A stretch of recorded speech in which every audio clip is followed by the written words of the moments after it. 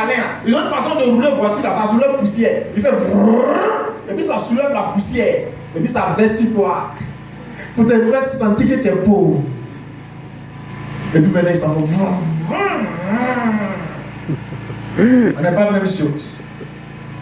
Il n'y a pas quelqu'un que Dieu va rendre riche et d'être arrogant comme ça. Dieu n'est pas dedans. Ça fait la différence des richesses. Les gens qui ne sont pas riches pour Dieu, ils sont arrogants. Parce que la Bible dit quoi? Dieu résiste à ceux qui sont orgueilleux, mais il fait grâce à qui? À ceux qui sont humbles. Amen. Être humble, ça ne veut pas dire être misérable. Être chrétien, ça ne veut pas dire être misérable. Au contraire, c'est nous qui avons le droit de manger les meilleurs fruits de ce pays. Alléluia. Amen. Écoutez-moi bien. Dieu nous met au large. Dieu nous donne l'abondance ici sur la terre. Et en plus de ça, dans le royaume des cieux. Amen. Non, nous, ça ne prend pas fait ici. Ça veut dire que ce que nous on vit dans le ciel là, on vit son échantillon sur la terre. Amen, hein? Amen. On vit son échantillon sur la terre. Les gens pensent que ce sont les richesses qui rendent heureux. Non, c'est Dieu qui rend heureux. Et tout ce qui peut contribuer à ta joie, il t'envoie ça. Il dit, j'ai lui donné un enfantement, ça va contribuer à sa joie. J'ai lui donné un mari, elle va se marier, ça va contribuer à sa joie. Ça va augmenter sa foi. Ça va l'emmener en eau profonde avec moi. Mais ceux qui n'ont rien compris, quand Dieu commence à les visiter, quand Dieu commence à les bénir, ils voient en cela le fait d'être arrogant, le fait d'être impoli. Et maintenant, ils ne respectent plus les choses de Dieu. Il faut voir quelqu'un que la pauvreté, la richesse a subi. Quand il arrive à l'église, tout le monde a arrêté l'adoration pour le recevoir. Ça là, c'est ceux qui ne savaient pas qu'ils allaient être riches. Mais quelqu'un qui connaît Jésus, quelqu'un qui marche avec Jésus, quelqu'un qui sait se sacrifier, c'est quelqu'un qui sait tout laisser, à enlever son cœur sur les richesses de ce monde pour placer ça sur Jésus. Quelqu'un comme ça, il n'est pas surpris par la richesse. Même quand la richesse arrive, il est normal. Il est lui-même. Lui, il est égal à lui. Parce que l'arrivée de la richesse, lui, il savait ça. Parce que la Bible dit quoi? L'or et l'argent appartient à mon Dieu. Et puis mon Dieu me rend riche. Ça ne m'étonne pas.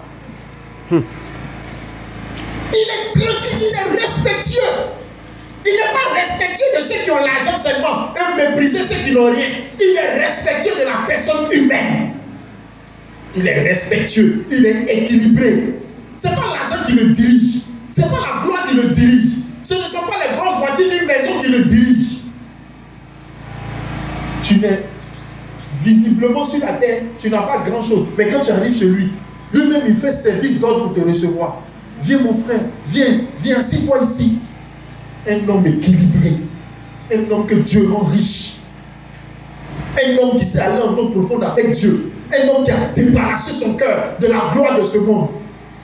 Il y a des gens quand ils arrivent, vous voyez, le diable il conduit les gens et il les conduit de sorte à ce qu'ils se loignent de Dieu.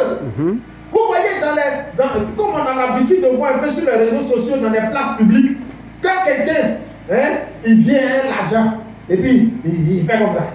Il vient comme ça. Il commence à faire le travaillement. Et puis le DJ qui est là-bas, il fait quoi? Il lance son atalakou. Tu vois bien, non? Il chante son nom. Il est, regardez le papa très riche. Il devient nerveux. Et puis il sort l'argent. Il recherche quoi? Sa gloire et son honneur.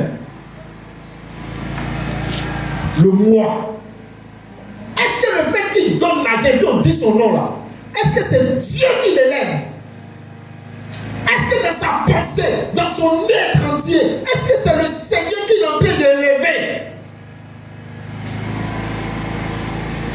Mais il faut qu'on chante son nom. Regardez bien, ceux qui aiment qu'on chante leur nom, quand ils sont quelque part, et puis les autres sont en train de faire, ils ne vont pas en même temps que quand les autres sont en train de faire. On ne va pas les voir. Attention. Il faut que tout le monde libère là, le très très fort arrive.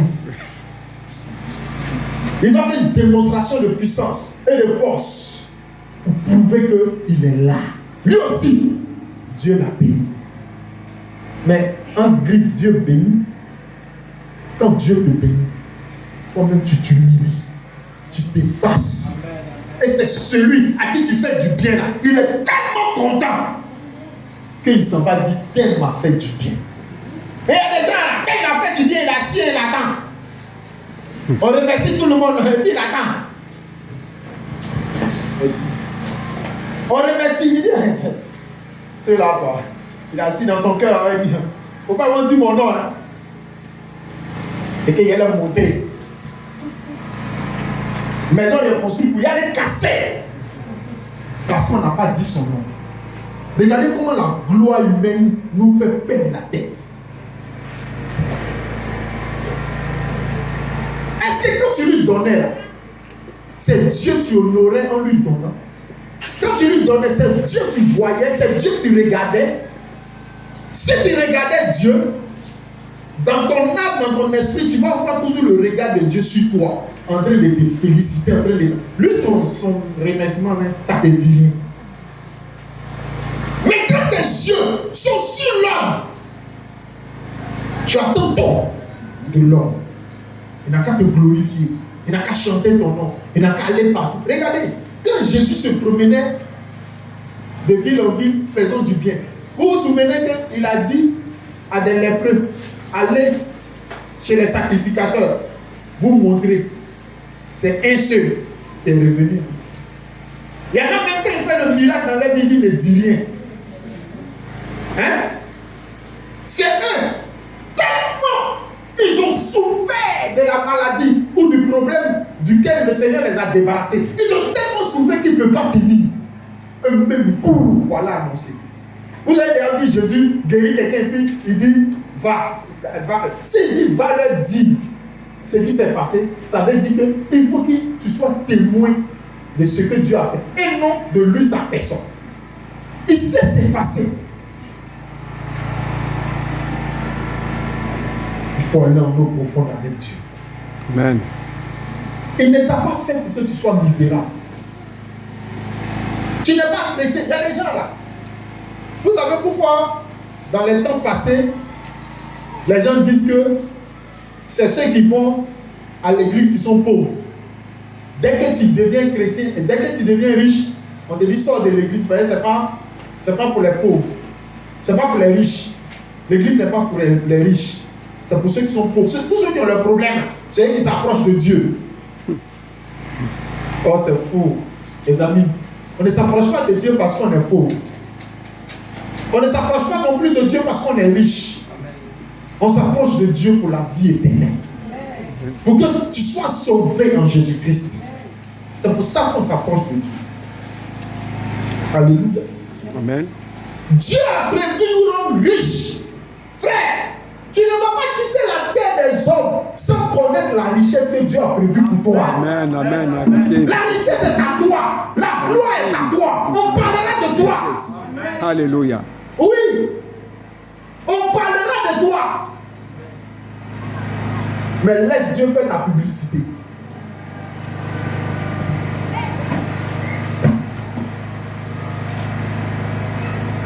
On avait déjà lu un soir, Jean chapitre 4, verset 13 à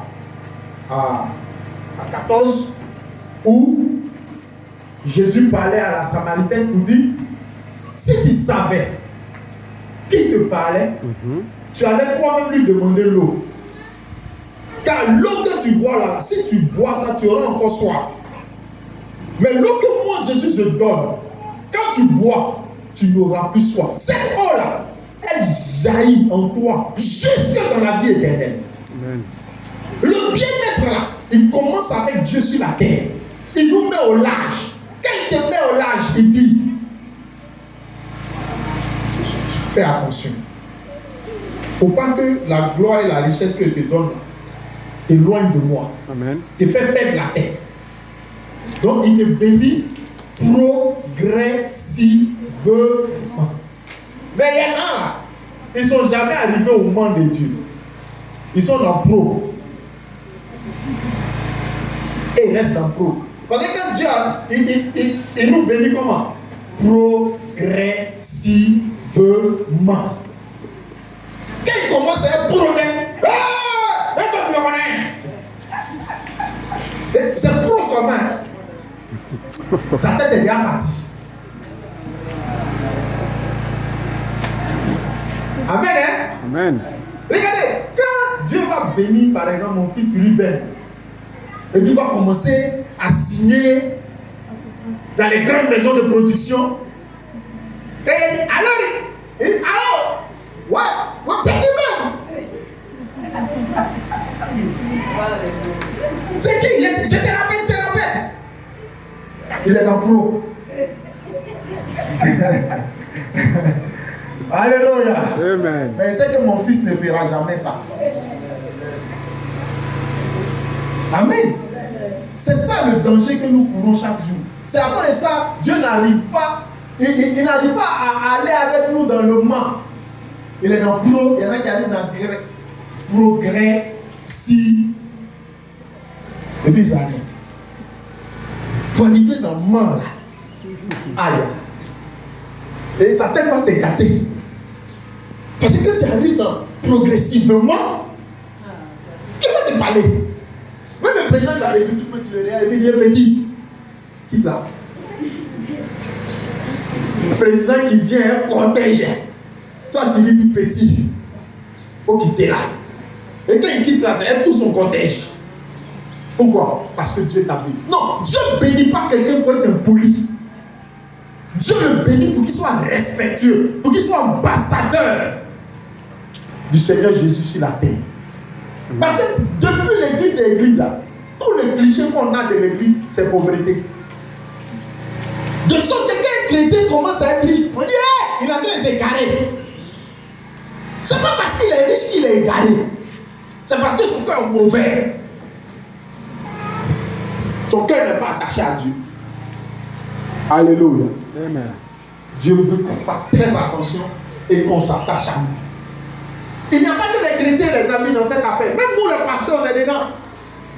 Dieu commence avec toi un peu. Dès qu'il te donne une grosse église, une église importante, on commence à en parler dans ton quartier d'abord, dans ta commune, et puis dans le pays, c'est gâté. Et il est devenu la bishop. Lui, il ne vient plus dans les assemblées doucement pour prendre sa place. Quand il arrive là, on arrête la louange, on arrête, tout s'arrête. Lâche, bishop va rentrer. Regarde, c'est devenu Dieu sur la terre. Comme Dieu t'aime, il ne veut pas te perdre. Il te laisse en progrès. Et puis le civilement, il gagne. Alléluia. Amen. Dieu a prévu nous bénir. Mais quand il nous bénit, que devenons-nous? Question. Que devenons-nous? Quelqu'un qui n'a jamais touché 10 000, tu lui donnes 100 000. Il a 100 000. Il devient fou. Il s'en va à la boutique. Madame, donne-moi de l'eau. Donne-moi de l'eau 100 francs. Et puis il lui donne 10 000. Madame, donne la monnaie. Il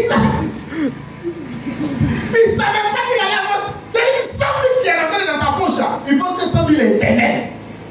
100 000 ne peut pas finir. Donc ça dit que c'est psychologiquement il a 100 000. Mais un peu l'argent est fini. Tellement il a 100 000 là.